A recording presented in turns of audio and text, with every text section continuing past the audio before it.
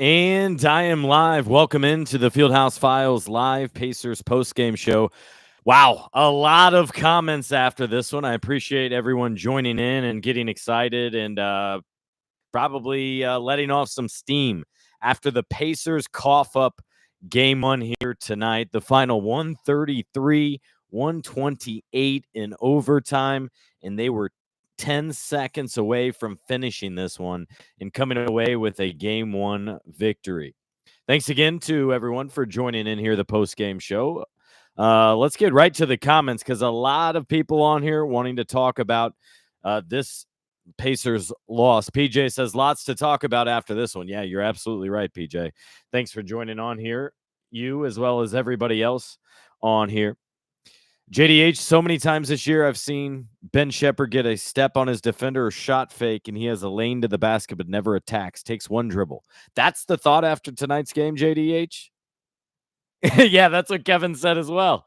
Yeah, that wasn't my first thought either. Let's table that because let's talk about what a disaster of a finish this one was here tonight. It was the turnovers. Kevin's exactly right. A turnover-filled Pacers game, 22 in all, leads to 32 Celtics points. That's why they lost. That's why they did not come away with the victory here tonight. Man, that stings for this team. It's a heartbreaker, but they only have themselves to blame here because this is one where they were on top. You're up by 10. You're ready to finish the job.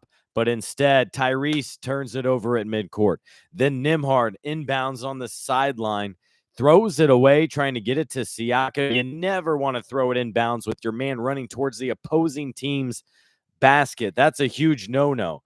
And so that combination proved to be costly for this Pacers team. Then you just got to hang on. You get one more stop. Already, you saw Derek White blow a layup. Tatum miss a mid-range jumper. You just need one more stop here, and they are unable to get it, is what we saw. And post-game, Rick Carlisle taking the blame, but he's done that a lot this season. I mean, I bet 5 or 6 times, so it's hard to take it at face value. Even after Tyrese Halliburton came in and said, hey, you know what? I'm not letting him take the blame. It's on all of us. How many costly mistakes did they have? And that is exactly right. I think there were some coaching mistakes, including what Rick mentioned, how when Nembhard was in trouble, you call timeout, you advance the ball.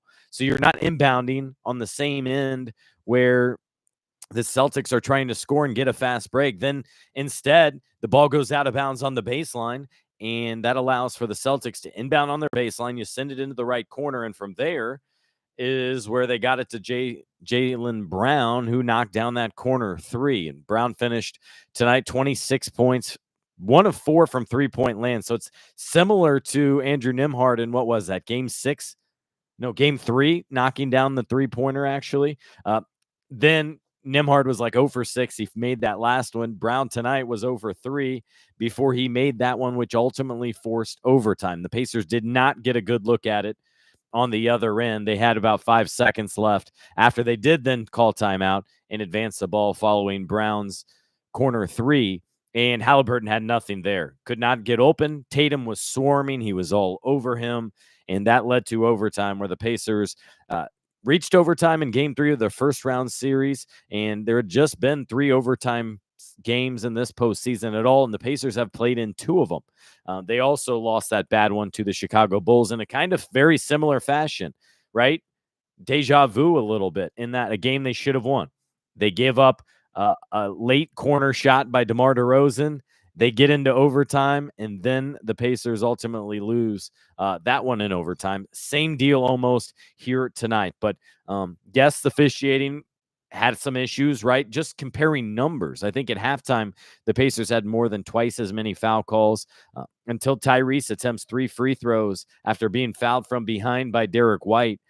Free throws were something like 28-3.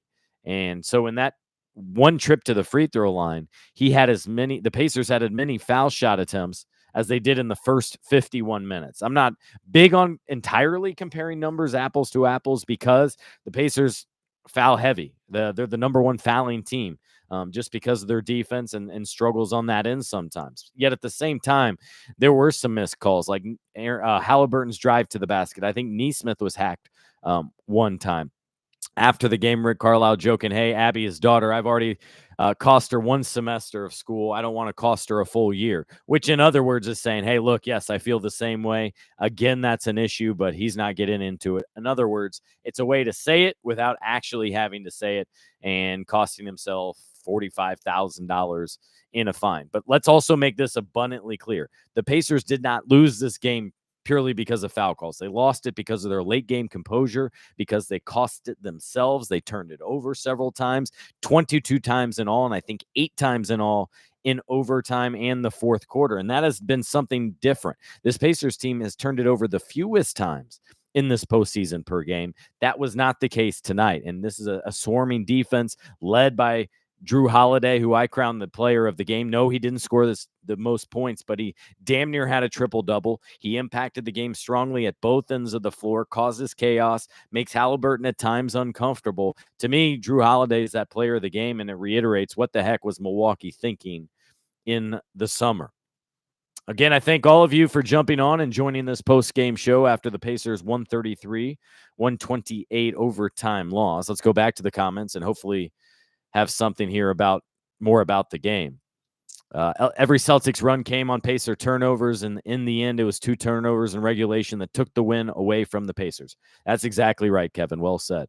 Romy Gnome, that felt like sand slipping through our fingers. So damn close. Yep, it did. This is one you got to have. This is one in January. I guess you can lose. Sure. You're not going to think back too much of it. Although, keep in mind how many times I've referenced the 2 losses to Portland, the 2 losses to Charlotte, a loss to Toronto, losses to San Antonio. Those come back to bite you, and in different ways. The Pacers could have had a higher seed in this playoffs. Instead, they were the 6th seed. And tonight, they absolutely should have been game 1 winners. And like you said, that felt like sand slipping through the Pacers' fingers, with them kind of shaking it in the end, because it had a lot more to do about them, I think, than it did to do about the Celtics. JDH, proud of how the Pacers fought and kept pushing. So true. 32 points off 22 turnovers. Not much margin for error in this series. Exactly. Nope. This was one where you weren't sure how the Celtics would look because they had a week between games, hadn't played since last Wednesday when they closed out their series with the Cleveland Cavaliers. The Pacers, on the other hand, had played about 48 hours ago. Up in New York, they went straight to Boston on Sunday. And sometimes you'll see a team get right into it. I thought this was the Pacers' best chance because before they matched up again for the first time since January 30th, before the Celtics had a huge tape on what they would do against one another, and it is a fun chess match between the two teams, the coaches, the matchups, and defensively what they're doing. Some things I like, some things I didn't like.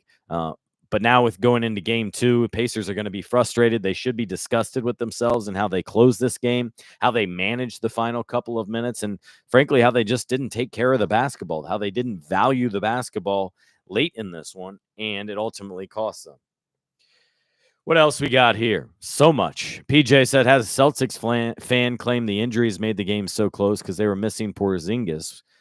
When I inquired about the foul shot, he said, oh, well, just quit fouling.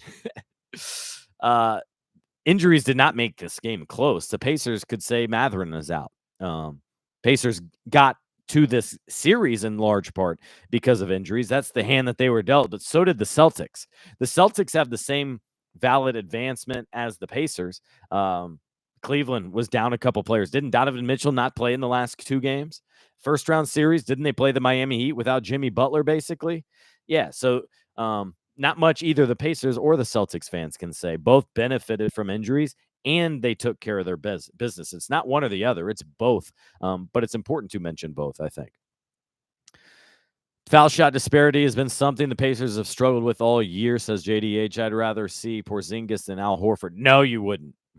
No, you wouldn't. Horford was a guy the Pacers were attacking late in this one. Halliburton, Siakam, Nembhard did on a timely jumper, and I mean, we've seen him take big shots late in games. Of course, it was game 3 last series, the one here in the final minute, I think, in this one.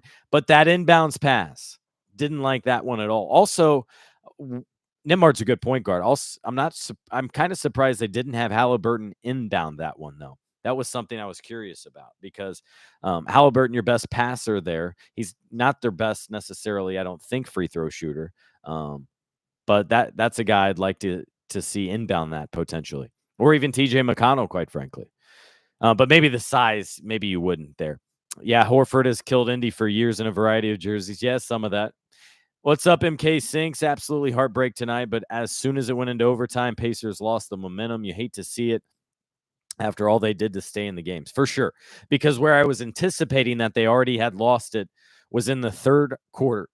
Excuse me. I wrote in my At the Buzzer column how the Pacers at that point had 13 turnovers for 18 points. We saw the Celtics go on a 13-0 run. The Pacers turned it over on 3 straight possessions. And ultimately it was a 16-2 Celtics run to go up 90-77. I think that was their largest lead of the game. And still, once again, the Pacers fought back from 12-0 start, from a 13-point deficit there in the third quarter. So the Celtics certainly didn't help themselves, but the Pacers had the lead late, and those costly turnovers is what did it. Both teams shot it well. The Pacers at 54%, Celtics at 48%. Pacers, once again, fewer three-point field goals than their opponent. That's changed a lot since their lineups, especially with Buddy Hield being gone, because he was kind of good for 3 or 4 per game. And tonight, the Pacers were led from distance with Tyrese knocking down 6, Miles with 3. And while I'm on Tyrese, I do want to mention this. It felt like tonight was the best Tyrese had looked since his injury. How many times did we see him do that side step three-pointer? How many times did we see him attack? And like I remember the first play of the second half where the way they were defending allowed for Tyrese to drive that left lane line and go right in for a layup, setting them up nicely. But this was a game where the Pacers needed the best from Halliburton. They got it. They other than the turnovers, obviously. 25 points, 10 assists. I think it's important all series long for him to have 10-plus assists as he led the way in a game where the Pacers had 38 assists on 53 field goals. So the offense, while not perfect, while they turned it over too many times, when they didn't, they got good looks at it. They set each other up. Both teams attempted exactly 99 shots. Something you don't often see is the exact same, with the Pacers making 6 more shots and the Celtics outscoring the Pacers by 15 points at the free throw line. Tyler Ford should not be allowed to ref a Pacers game anymore, Just BU says, referencing, I think, game 1 against the Knicks where they had the foul issues, and then again tonight. Funny part about that is he's well-liked here in Indiana. He's an Indiana guy in terms of going to Ball State. So if you're maybe a Knicks fan in the previous series or the Celtics fan here, you'd say, hey, he's got the obvious connection here to Indiana. We don't want him anymore on this series. But I didn't like how the crew called this game. I mean, the fact that you had a challenge 35 seconds into the game, and it was the quickest challenge perhaps of all time. They just went to the monitor, kept it moving because it was an obvious change in call. I think there was another one in the second, maybe third quarter, and then late, both teams just using one just because. Matt says, a little surprising that the team that shoots 45 threes gets a 20 free throw advantage. Yeah, that's a good point. The Celtics putting up a lot of three-pointers, almost half their shots coming from beyond the arc. Pacers made 2 fewer, but they took 10 less attempts. But the free throw differential is certainly something I'm sure the Pacers will make the league aware of once more. 30 attempts for the Celtics, just 10 for the Pacers. And Indiana did a good job of knocking theirs down, making 9 of 10. But while it doesn't need to be equal, you don't often see a 20 free throw gap. That's twice as many as the Pacers even attempted on their own. So that's frustrating. PJ says, here's the question. Does this wake up the Celtics, or does it show Indiana that it can play right with Boston? I think it wakes up the Celtics. If you're Boston, you're sitting there thinking, hey, did the Pacers benefit from their schedule? Are they going to be tired out the way they ran up and down and the physicality with the Knicks? Are they even ready for this stage? They haven't been there. Meanwhile, the Celtics had been here 5 times in the last 7 years, I believe, and including now 3 years in a row. Nobody on this Pacers roster has been on this team when they've reached the conference finals. Siakam obviously has reached the conference finals with the Toronto Raptors. Neesmith has, but not in a role where he was contributing back with the Celtics a couple of years ago. The Pacers, as a franchise, reaching the conference finals for the first time since the Paul George days, 10 years ago in 2014. So to your point, PJs, I think if you're Boston, you're more awake and alert to the challenge that this is. The Pacers haven't lacked confidence. We heard them after closing out the Knicks in Game 7 that they read all the hate. They read all the doubters, which I laugh at because when reporters are asked for predictions, first of all, I avoid that stuff. I hate that. But second of all, the series changed. Mitchell Robinson out for the series. OG Anunoby basically out for the series after a couple days. A lot of those predictions would change if you knew that 4 of their key players, not just a couple, were going to be out for the series. But I get it. Teams rally behind things, and that's certainly what they did in the last series. So a wake-up call more so for Boston, I think, especially you're sitting at home for the last week. The Pacers got to be tired. They had to go to Game 7. I think the Celtics only went to Game 5. Celtics were on their home floor. They got to feel a little bit more comfortable. They beat the Pacers 3 of 5 meetings this season. And a couple of those, I think Porzingis did not even play. I'm a fellow chirper, and we voted as a community to ban him from all functions for 5 years. All right, just be you. That's pretty funny. Bakery says Rick said he should have called the timeout, blames the loss on himself. It was a brutal way to lose. Can't remember one worse on the road. I can think of several worse on the road throughout the regular season. No doubt about that. But yeah, I listened in and heard what Rick had to say, but I also keep in mind that Rick several times throughout this season and before will take ownership of it. In partial credit, I do believe he had a lot to blame in there. Had the timeout in that situation. You're up by 3. You just need to inbound the ball. You'd like to do it on your end of the floor. And then I still believe you could have fouled Jaylen Brown. He caught it, and then that's where you go and try to swipe it. You try to play it off as, hey, look, I was going for the ball, because the worst case you're probably thinking here is, no, it's not a 4-point play because you were going to get a lot of ball. The worst thing I think you'd think about is that he would have the ball and his man would blow past him and he'd be able to attack the rim. Great. Give him the layup because you're up by 3. Pacers defense could have been better on that possession in a number of ways. I would have liked to foul, and I lean on a couple of Hall of Famers, or at least one currently, and Tamika Catchings saying the same thing. LeBron James, who will automatically be a first ballot one, he too saw the same thing. Now, it's different in those circumstances. I get it when you're not that guy, but the Pacers now have 2 strong indications, at least this season, where they don't foul and ultimately lose the game. That was another poor decision, I thought. Even though you can make the reasonable argument, you don't want to give up the 4-point play, that Jaylen Brown was 0 for 3. Corner threes are difficult. Or they're not as difficult as the other ones, but the corner 3 right in front of the Pacers bench makes things a little bit more of a challenge.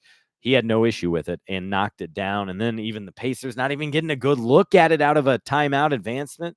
A lot of costly mistakes down the stretch. So absolutely in this one, whether he said it or not, or believes it or not, ownership on Carlisle, ownership on Tyrese Halliburton for making that turnover, Nembhard for throwing it away. Tyrese tonight with 3 turnovers, a couple of them very late, one in overtime. You saw one in end of regulation there.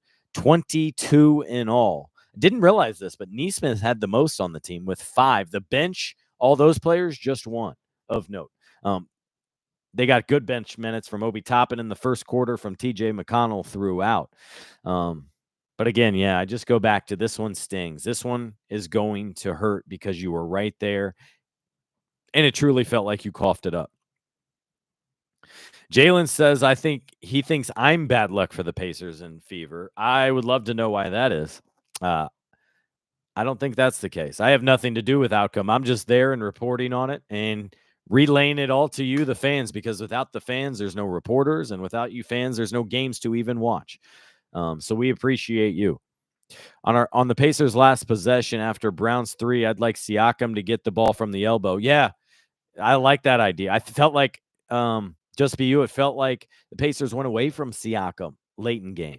Kind of forgot about him the last couple of minutes, whereas that was working. What did he finish? 12 of 23 from the floor.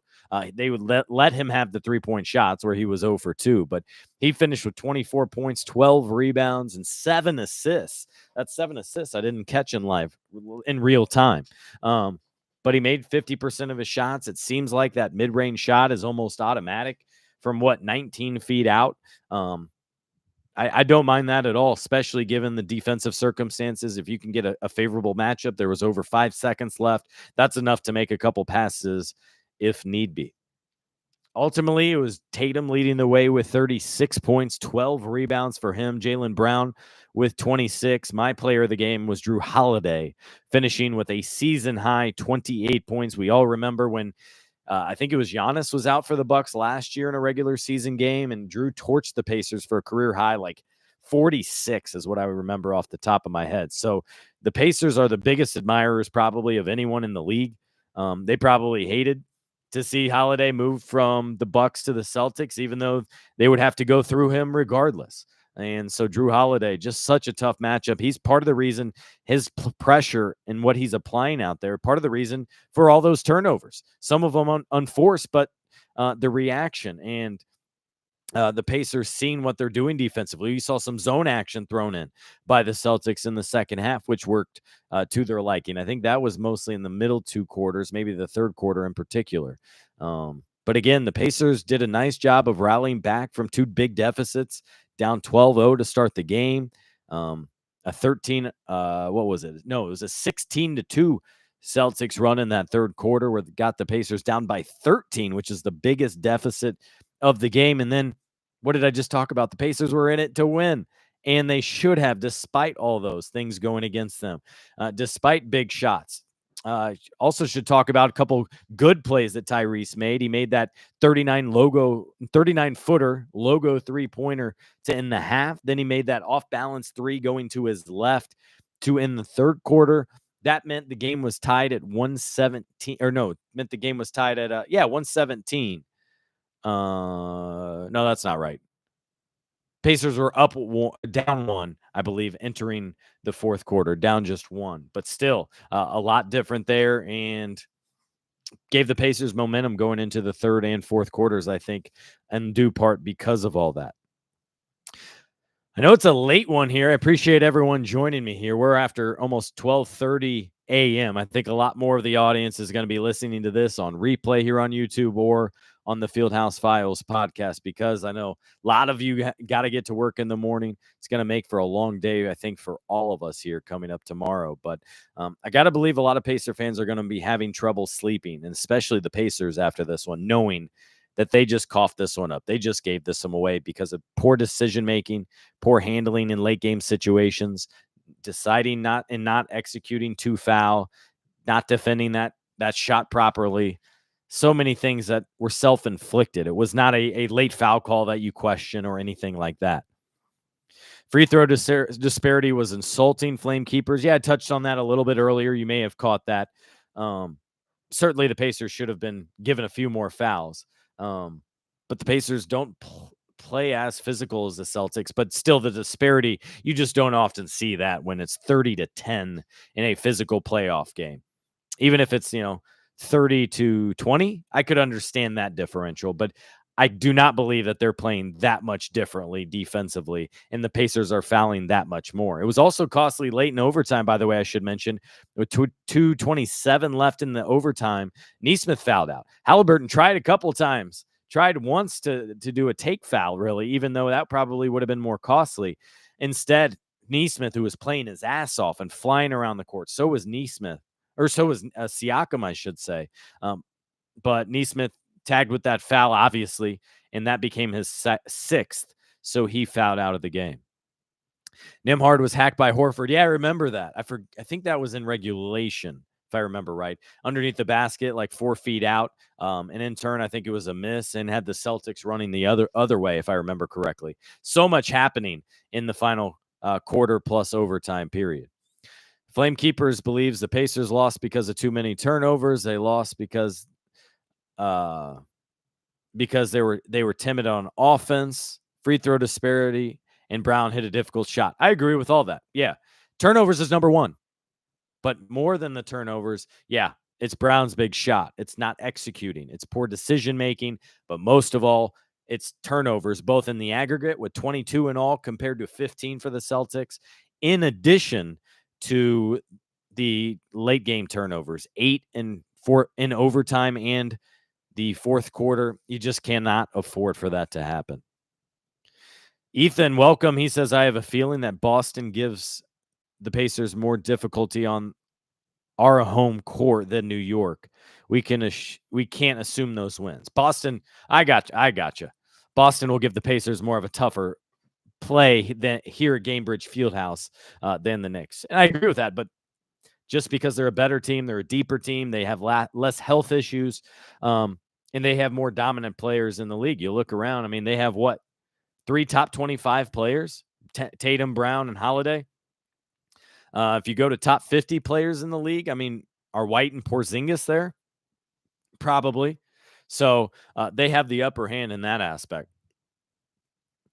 MK Singh says, going to avoid Sports Channel all day tomorrow because it's going to be about the final minute. Just can't bear to watch the end. Yeah, that one stings, especially when it's in your control. You just need to close it out. You'd think it's one of those where you're sitting there and like, I didn't like the pass regardless of what happened when Nembhard threw it in because Siakam was cutting from midcourt towards the Celtics basket. That spells disaster. It's like what coaches teach you in middle school where you never save the ball behind the opposing team's basket just in case they catch it and just lay it right in.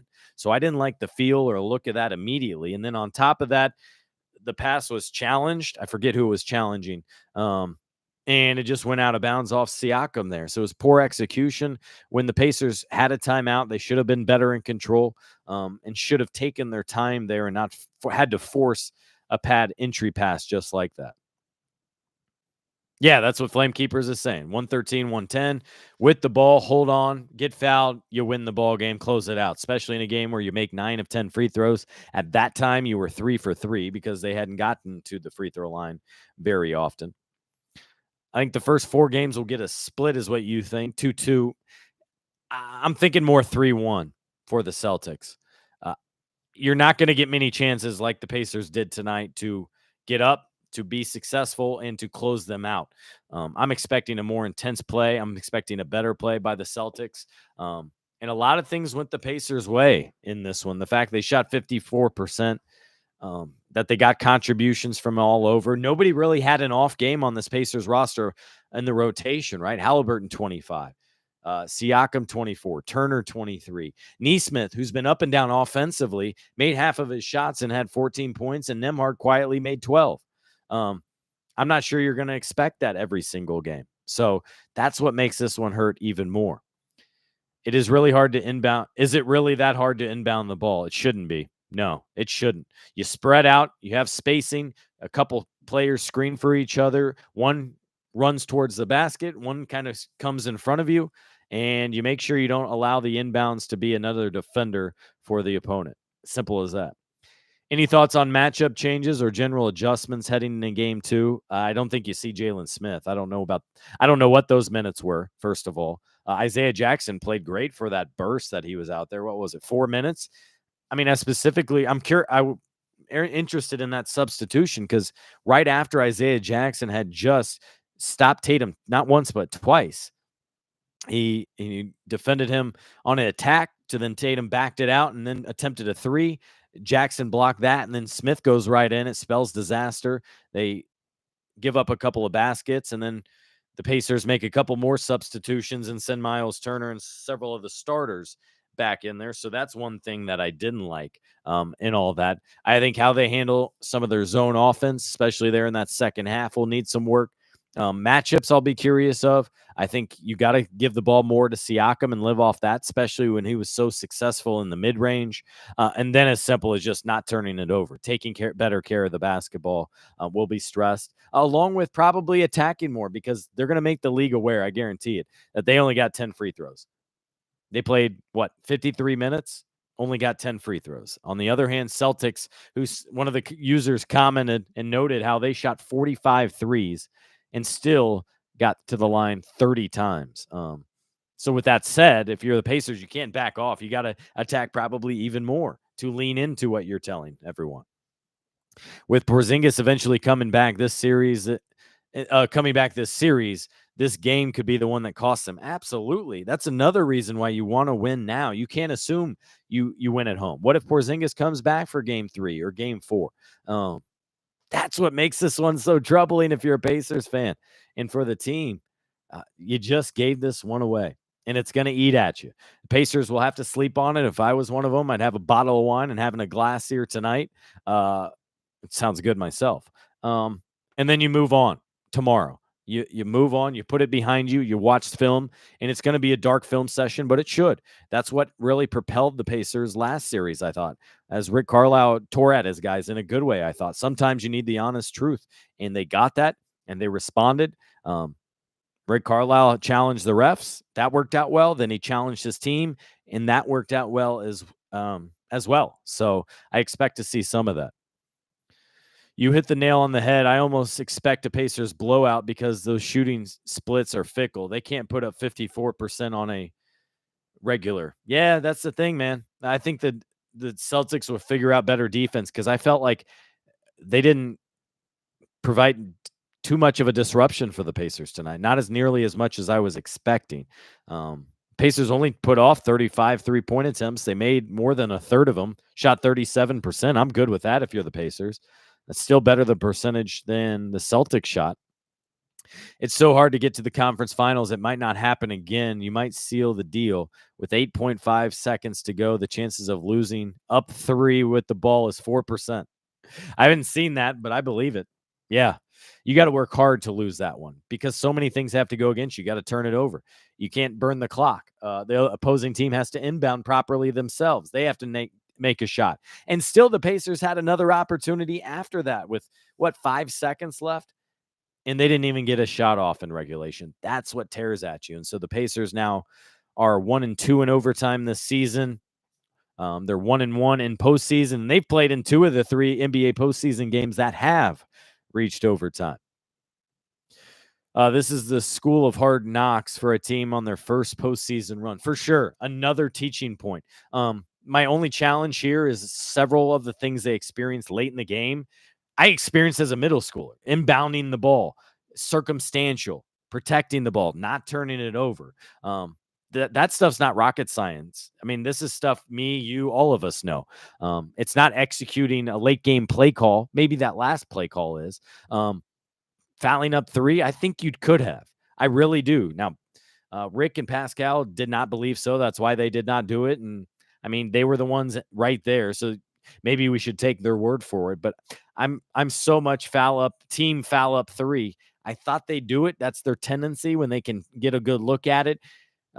Rick said that was their plan. But Jaylen Brown just got a good look at it and squared up in that left corner so quickly that they risked a 4-point play if they fouled. So that's why they did not, even though I would have liked to see it. And he needs to learn to slow it down when they have the lead to seal games. Yeah, there's part of that. I think it's more just taking care of the ball. It's different than what they have to do during the rest of the game, right? They play fast. They get out and go. They play at their tempo. When they have to slow it down, burn some clock, other than TJ and Tyrese being so good at burning the clock before touching the ball, that's a big issue for them. And something new. And that is something that they can learn from, no doubt. But I don't chalk this up as just a pure learning moment because the things they did late in this game, you've learned as a middle schooler, as a high schooler, how to inbound the ball, how to get a player running away from that basket, how to use your timeout if you need it and you don't like what you see there with 10 seconds left up 3. Whether that's on the coach and the player and Andrew Nembhard, you don't allow for that to happen. So that ultimately becomes concerning. But look, the Pacers got to like where they're at. Despite being down 0-1, they have to feel encouraged by the way they battled. They challenged the team that was the prohibitive favorite in the league all year long to reach the finals, a team with experience, a coach that's coached in the NBA finals, a roster with all NBA type guys, a roster with a lot of experience too. Porzingis, Drew Holiday.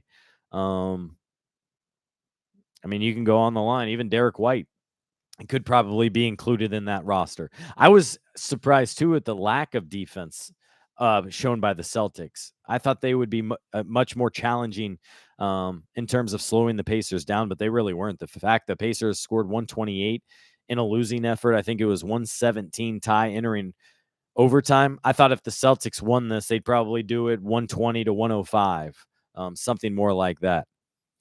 JD8 says, we've exhausted everything the Pacers did wrong. We did a lot of good things too. Yeah, the Pacers did. And that's why I tried to highlight some of those, like Siakam's mid-range, like Tyrese's three-pointers at the buzzer to end the half and to end the third quarter, how they attacked and scored comfortably a lot of the times, not entirely, especially in that second half, the Celtics defense. What was concerning was that there was like a dry spell in that third quarter where they really struggled to get anything off. It ultimately was 13 unanswered during a stretch where the Pacers turned it over on 3 straight possessions. And I know I sound like I'm on a recording now, but those turnovers, it was in that third quarter. It was at the end of fourth quarter. It was at the end of overtime. Those piled up, and that's why the Pacers lost tonight, in addition to giving up a Brown 3 and the free throw disparity and not starting the game well down 12-0, all those different things. Take a couple more questions here before wrapping up this Pacers Live post-game show after dark, as we're well after 12:30 Eastern time. I'll put this up on the podcast, or you can listen to a replay of it right here on YouTube. Ethan says, I thought Boston intentionally fouling in the bonus up 6 and Indy not fouling only up 3 was telling. A little bit. Yeah. I mean, Pacers never got up more than 5, and they wanted to foul up 3. They didn't execute. So whether they wanted to or not, I don't care, because they didn't. And I would have liked to see it. Should a taller player be inbounding the ball than throw it to your tallest player? It's not always that simple. I mean, do you want Miles Turner inbounding the ball? Personally, you want one of your taller guards. So that's where initially I did say maybe TJ McConnell, but realistically, I think that's where you want Halliburton, your best point guard, your best distributor. Have him in there to make sure the ball gets in. Now, given he had coughed it up a couple times in the last few minutes, but still, you want to win big and lose big with him. You want to trust that. So you trust Nembhard, though. I mean, he's been playing your off guard position, has the ball in his hands a lot. So it's nothing you're like overly concerned about. I think it was just a bad decision in a bad time, and it was costly. Why did they not keep going into Miles in the third quarter? That's a good question, because I think that was the quarter. No, it was the second, I think, where Miles had 14 of his 23 points. I think it was more a reflection of what the Celtics were doing defensively. A lot of where Miles was getting his success was pick and pops. When the defense dropped off, when they were showing drop coverage, Miles would just knock down the 3. He had that nice step back 3 from the right side. That's something that I'll look closely at when I rewatch it coming up tomorrow. But I did feel like they went away from Miles. It felt like they also went away from Siakam later in the game, which I didn't like nearly as much. While we're on positives too, though, I want to highlight Nesmith. Man, he played his ass off. That is so much fun to see. Countless times, didn't he have a chase down block? He had that foul. His last foul was because Tyrese failed the foul, and they needed to get a quick foul there. He was just running all over. He also finished with 6 rebounds and 2 steals. Now, he did lead them in turnovers, which I didn't recall right away. It didn't feel like he threw it away often. But again, that's something I'll take a look at during the film cuts tomorrow. I'd rather Siakam run straight to the ball than straight to the basket. Yep, I agree with that. I don't want him running towards the opposing basket, and it was open to run towards the ball. So I agree with that. I'm very curious what was drawn up from that situation, because you had one player move to the corner, Siakam half court to the basket, and then I believe 2 other players were kind of out of the picture, spacing away from the floor. Isn't it laughable, though? That's what we're having to talk about right now, because you gave up because you couldn't inbound the ball. You lost this game despite being up 3 with 10 seconds left. That's why it stings so much, and that's it's going to be a difficult one to overcome. But on the positive sides, let's lean that way again. You were right there. You battled probably the best team in the league, certainly in the East now, with the Denver Nuggets out of the postseason. Now it seems like everyone's projecting for Minnesota to meet the Celtics in the finals, but the Pacers battled. This one, especially depending on Porzingis' health, that's why it was on the utmost importance to finish the job here in game 1, because you don't know if Porzingis is back tomorrow, or, Probably game 3 or game 4 at best, if needed. But we shall see. Ethan said, I did notice a huge difference between the energy in the Garden and MSG. TD was exciting, but the fans weren't nearly a factor. I agree with that. I also think the TV didn't do it justice and have the volume up and make you feel like it. That was a problem I noticed in the fall with Thursday Night Football on Prime Video. It felt like they never figured out their mics to truly capture how the game felt. On top of that, though, you're right. The environment was a little bit stale, in large part because the Pacers were ahead some, especially late in the game. Also, the game that speaks to the game environment, the game entertainment. I keep track of who's all sitting courtside. Not once did they really spotlight anyone. I did see the camera pan to, I think, David Ortiz, Mark Wahlberg, and like one other person. If you look back at my other at the buzzer post-game columns, like the New York games, they would do that during every single timeout, and the list is probably 25 individuals deep. And I know it's not New York, but Boston has the fact that Boston can't attract celebrities or former players, former Celtics sitting courtside more than the Pacers, that's where you got a problem. They have a better history in their game than the Pacers do. So I agree. It didn't feel like the atmosphere was nearly up to scuff as New York was. The Garden sounded like an arena where they're bored of success.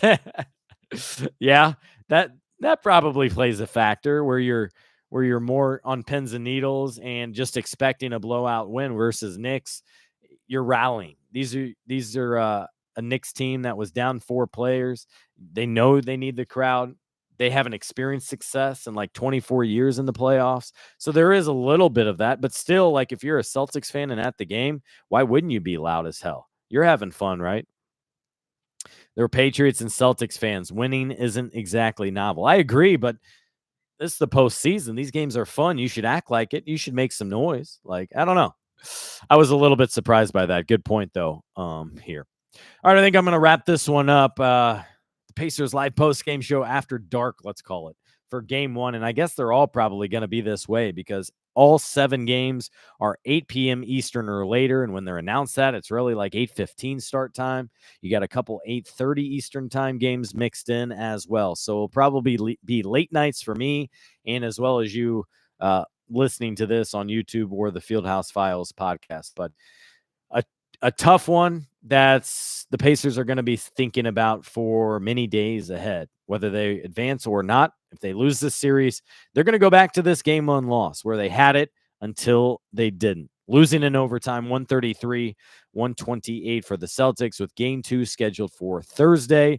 And then we are in store for a fantastic weekend in Indianapolis with game 3 on Saturday, the Indy 500 on Sunday, then game 4 on Monday. It means no Memorial Day weekend for me off, but it's doing what I love and probably what you enjoy watching and listening as well. With 2 Pacer games, the Indy 500, that's what it's all about here in Indianapolis, right? Pacers and racers. And so that's what we will do coming up this weekend. I'll have more content for you coming up on Wednesday at fieldhousefiles.com. I'll post this on the Fieldhouse Files podcast and hopefully have an interview with a national reporter friend. We'll see about that. But thanks for everyone for joining me here late tonight, and I'll talk to you all again soon.